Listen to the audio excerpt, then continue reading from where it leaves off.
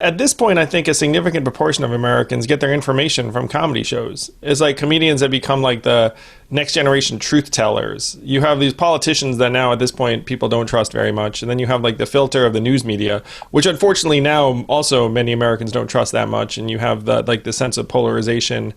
And then comedians are saying things that make us laugh, but often there's like massive amounts of truth in the jokes that they're telling.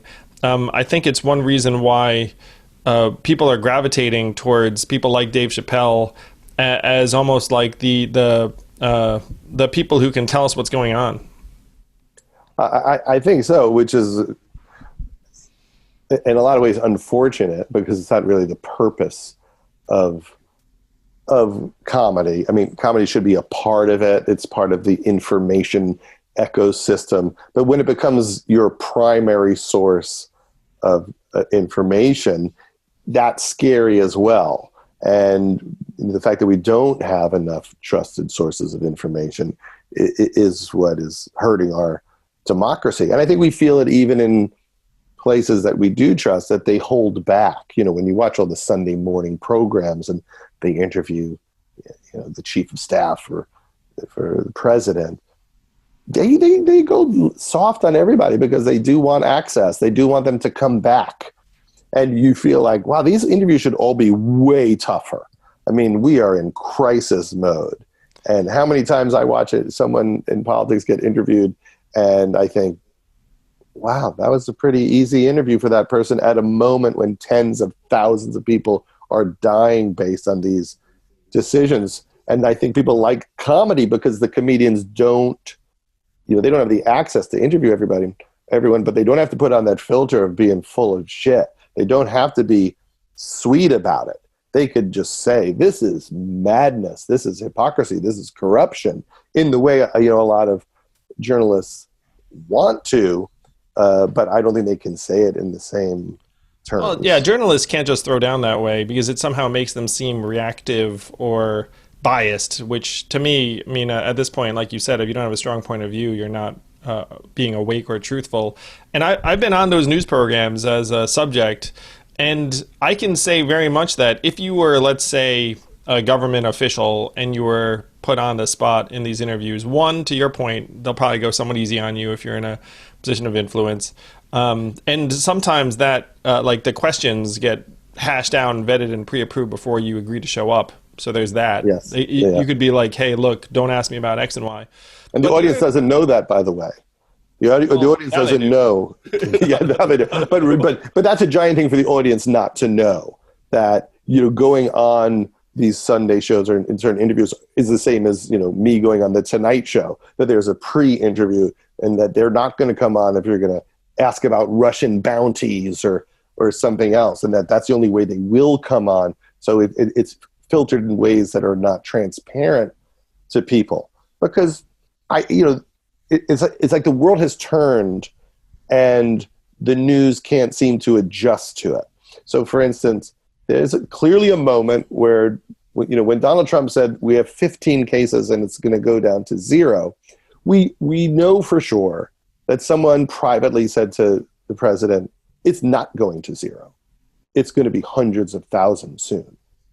And he made a political calculation not to tell the country and to not be honest about what we were in for. And he set the conditions for what led to tens of thousands of additional people dying who wouldn't have if at that moment he prepared the country. Now, can a journalist say that directly?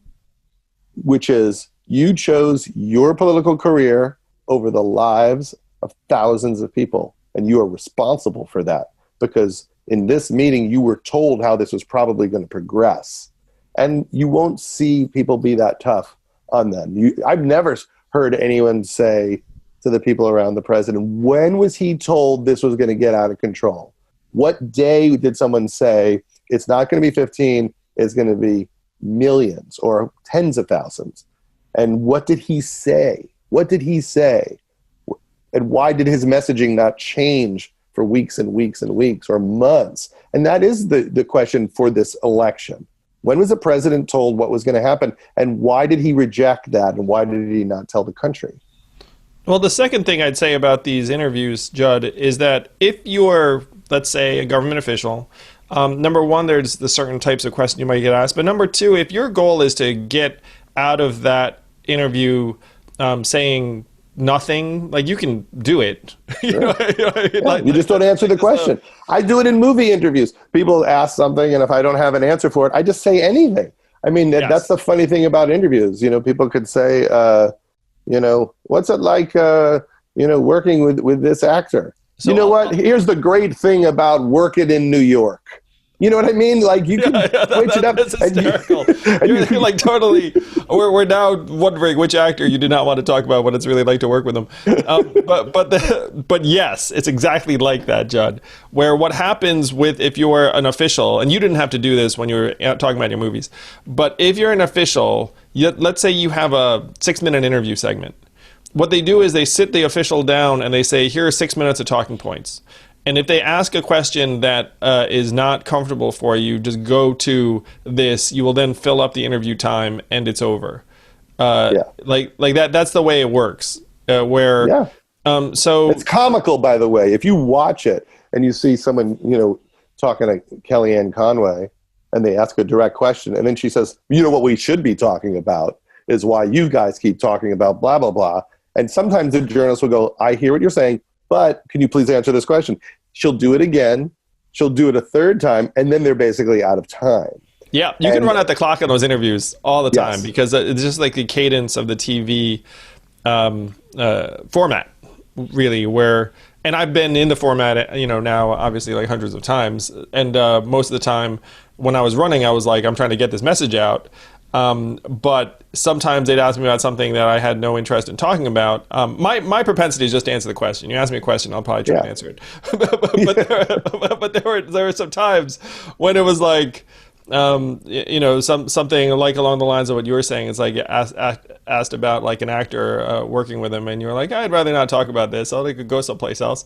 That's why Representative Katie Porter should be the person on all of these shows interviewing everybody, because when you see her, speak to people. She was talking to the head of Lockheed the other day. Yeah, she's tough. She's smart and bulldog. And she was saying, "Why are you applying for PPP or whatever for help?"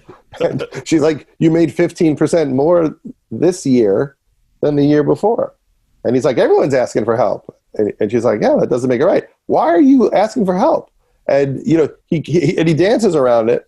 But she just keeps doing it, and I think a lot of our Congress people have found a way to prepare for those moments in a much tougher way than we've ever seen before, and we need to see more of that. I mean, that Chris Wallace interview the other day with Donald Trump was fascinating because he went harder than we've seen most people go to say, no, that's not true what you're saying.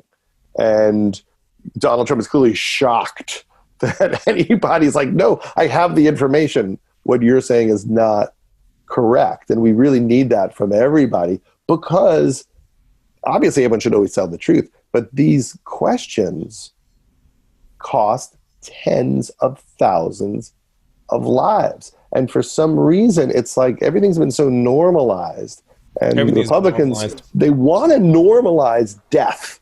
They want to normalize this so that we all go, well, it was only 380,000 people, when really maybe it could have been 25,000 for the whole country. They want us to think it's fine, and it isn't fine, and it is a political calculation to time out what happens with this pandemic to get reelected, as opposed to just do what helps.